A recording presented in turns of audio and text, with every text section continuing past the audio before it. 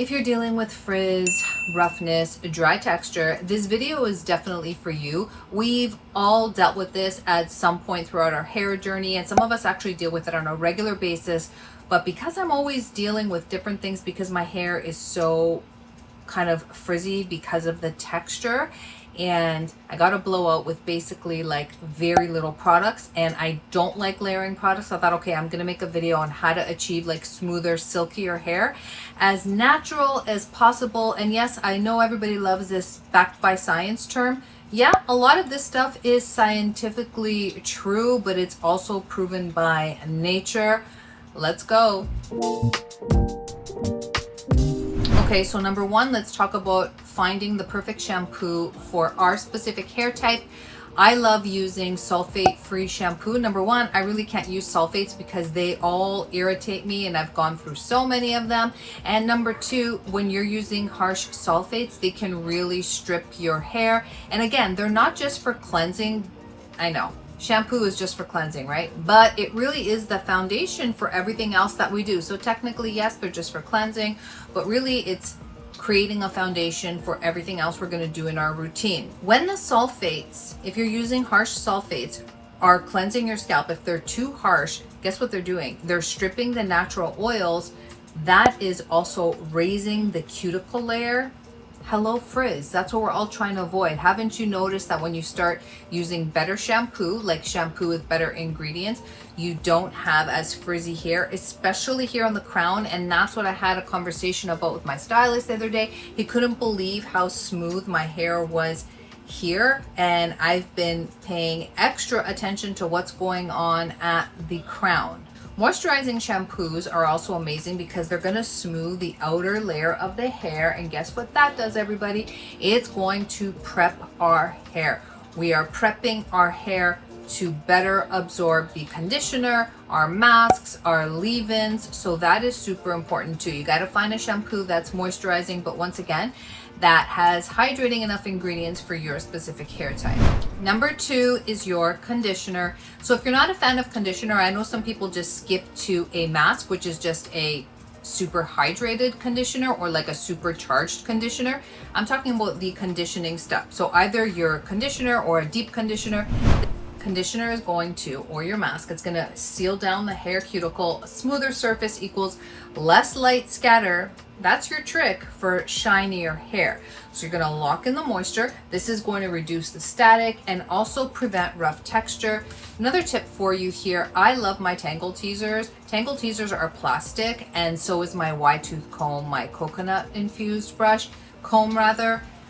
Because they're plastic, that's going to increase that friction and frizziness. So when you see a lot of that static, it could be a lot due to that comb. I love those brushes, but I am ready to try now a wooden brush. So I am researching different brushes. I'm not going to stop using those, but remember, on dry hair, that's where you're going to see more static and frizz. Also, without conditioner or a deep mask, I could never comb through my hair. I mean, the next item, I'm going to talk about is the leave-in. That's our number three.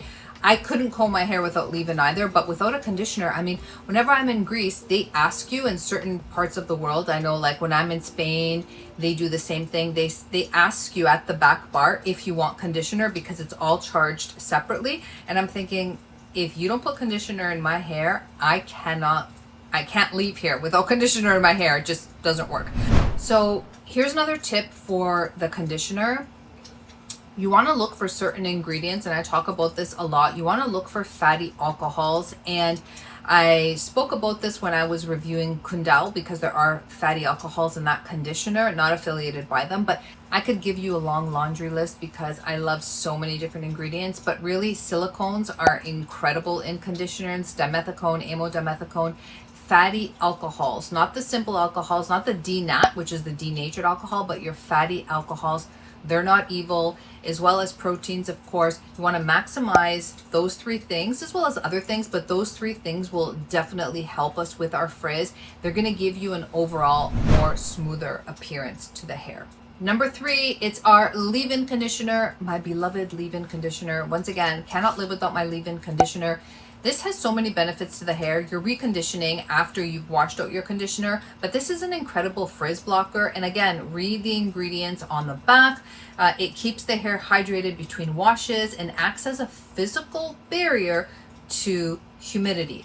Now remember, this routine is a minimalistic routine. I know there's a lot of products out there that block out humidity. Well, when you are trying those products, you're basically blocking out any moisture from coming in and out. Like the Wow that I reviewed, I would most definitely not use that on a regular basis. It's just not something that I believe in, because I believe in more of a holistic, more minimalistic type of approach. That product basically seals in all the moisture so no moisture could get in. Now, if you have an over moisturized problem or your hair is really limp, it could work well for you because it's not allowing any moisture in. But my hair is balanced with the moisture and the protein, so I don't want to do anything extreme. I think that product is probably best if you have like a special occasion, like a one-off. So your regular leave-in conditioner, not something that's extreme like these glass hair products, that will prevent your moisture loss, and it'll block external moisture from really swelling the hair shaft, which is what we just discussed, but it doesn't do that at an extreme level. It helps close your cuticle and define your natural texture, which is what I'm all about. Just had this conversation with Elia, my stylist. I wanted a smooth blow dry, and I said I want you to do it with minimal products like we always do. I'm not looking for that glass hair look. I just want to sort of accentuate my natural texture, and that's exactly what we did, and that's exactly what I got. Mind you, this is day 4 hair, so it's not fresh hair, but I'm still really happy for it. And conclusion here, you need to find a leave-in conditioner that works well with you. I like the lighter the better. Like I talk about Pureology a lot, but there's a lot of other leave-in conditioners. Find one that will really complement your specific hair type. Number 4, key to more smoothness and more shine and less frizziness. You want to seal all that goodness in with a beautiful oil. I had an appointment today, and I didn't oil my ends this morning, and I sneakily took out my little argan oil and I was oiling my ends. Guys, good oils work magic. I love my cold pressed grapeseed oil. I love my Olaplex 7. I like my argan. I like my Joico. A few drops of this really good hair oil just helps with the flyaways. It adds the shine. It's just going to seal everything in. Oils, remember, are occlusives. Just like we use them on our face, they're occlusive for the hair as well. So they're going to seal in your cuticle, locking in the hydration. It's going to fill in all those tiny cracks in the cuticle to also reflect more light. So you're going to see more of like that silky, satiny finish. And then the lightweight oils that I love are the ones that I mentioned. So if you're into the lightweights, I love the grapeseed, the argan, the jojoba oil. None of that stuff will weigh down your hair. And as a pro tip, remember, your hair is the oldest and most porous here, so focus here and then just move your way up. And I like a good concentrated oil, so that way I don't have to use a lot. I also started using K18 because I got a little sample. I started using it I think last week again, and I really like it. It's so lightweight, but I can definitely feel how beautiful it is. I also got a sample of the Kerastase night serum, and I'm going to do a separate review on that because I want to use a little bit more before I give my in-depth analysis of that. But that's something that you can use in the evenings as well. Very lightweight. Number 5, a good bonding treatment can really reset the hair, and it can really get you from more rough to refined. When Olaplex 3 came out, I'm not kidding you, I was using it on a weekly basis, and then I went down to a monthly basis, and now I use it sparingly. I have not used K18, so I can't comment about that, but there are some great bonding treatments out there. I also have read great things about the Redken, but that can really, like a bonding treatment, if you're in that really, let's say you're really dead set on that reparative phase, I would definitely add a bonding treatment. And I know this video is about texture and smoothness, but again, you're smoothing down the cuticle, guys. And I have to tell you here, the way I have learned to apply my conditioners, my masks, and the bonding treatment, again, it's in that deep conditioning sort of section, is strand by strand. Strand by strand. It's like delicate silk. This is your time to enjoy your hair care routine.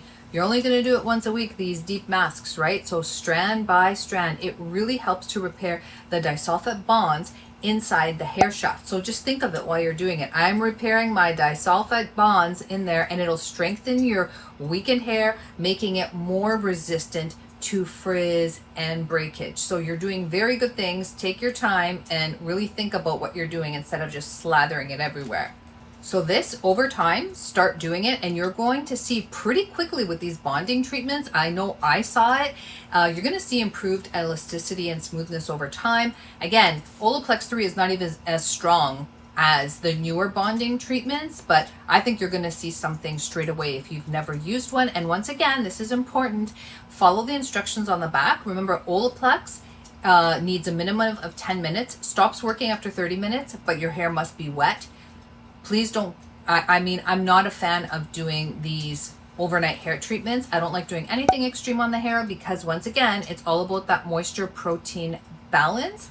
So follow the instructions on the back and you will see results pretty quickly with the bonding treatment. At least I know I did, and the people I've recommended it to follow this routine and they've seen it as well. Remember, most of those glass hair type treatments, they're coating the hair. They are not repairing. So they're not fixing the dryness or your frizz.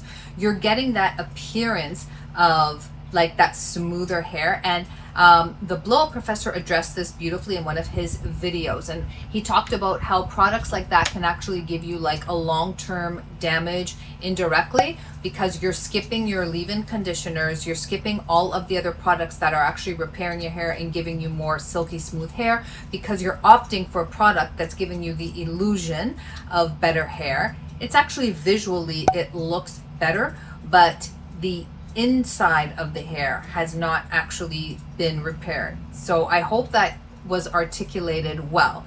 Think about it like this. A product is coating your hair so it looks smooth and shiny versus a product that's repairing it from the inside smooth and shiny. Prolonged use of this product is not going to increase the health of your hair, but prolonged use of these products will increase the health of your hair. Okay? And my last point is air drying versus blow drying. You guys, I've done so much research on air drying because I am an air drying lover. Why? Because I'm in Greece so much and I do not want to put heat on my hair. I'm usually like washing it and hanging out outside and letting it air dry, but that does cause more frizz. Look, you're never going to get as smooth or shiny as beautiful look as when you do a blow dry. Even if you, I'm not talking about a professional blow dry, even just doing it yourself. Because ironically, too much moisture in the hair is going to attract more moisture, and that's going to lead to frizz. So I talked about this before when I did like an anti-frizz video, and I talked about using certain ingredients like glycerin.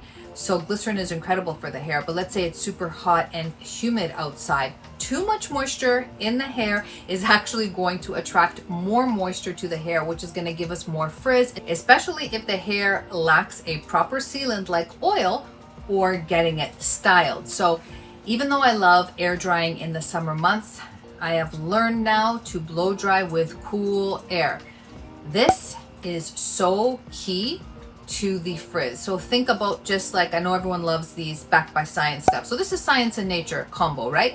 So think about hot air outside and your wet hair. When the two combine, what happens? You get this huge frizzy hair, right? That's because it's the heat and the moisture is going to give you the frizz. So if you start saying your blast blow dry with cool and then keep it at low after you've done your initial cool, this is where I've seen huge differences in my hair. You will get accustomed to it. And I remember I used to go to hairstylists years ago and they would blast on the hot. I don't even let them do that anymore. Again, I rarely get blowouts, but when I get my roots in, I get the blowout. Just keep it on low. I know they don't like always starting with the cool. Just keep it on the low heat, and my head feels better because I have such a sensitive scalp, and the result is much smoother, especially at the top. You want to just have a gentle blow dry, and if you have a nozzle and a round brush, that also helps just smooth down the cuticle. And if you want to finish it off also with cool air, this is going to shape and reduce the swelling from humidity again. So you start off with the cool air, and then you can also finish off with the cool air. So remember, it's not about perfection. We're here to all learn. Start simple, stay consistent with your routine, and watch your hair transform once you find the right products. To recap, my 5 tips here are: get a hydrating shampoo for your specific hair type. Get a good conditioner, and good meaning like read the ingredients. We're not talking about price points here. Read the ingredients. Get a good leave-in conditioner, a little shine to seal everything in, a bonding repair if you are in that reparative phase. A bonding treatment will really help. And then all of these combined with the blow dry tricks, the cool air, the nozzle down, all of those things will give you a smoother, silkier look. So my favorite part about this routine is that it's simplistic and that it's really easy to incorporate. It's very commonsensical, and it all focuses on the health of the hair. So when you start doing these things, your hair is going to become healthier, and it's going to look smoother and shinier and more hydrated. So you get all those beautiful benefits about the outer appearance of the hair because it's healthier on the inside. I hope this video was helpful, and inquiries are always welcome below, and I will see you guys in the next video. Bye. Peace.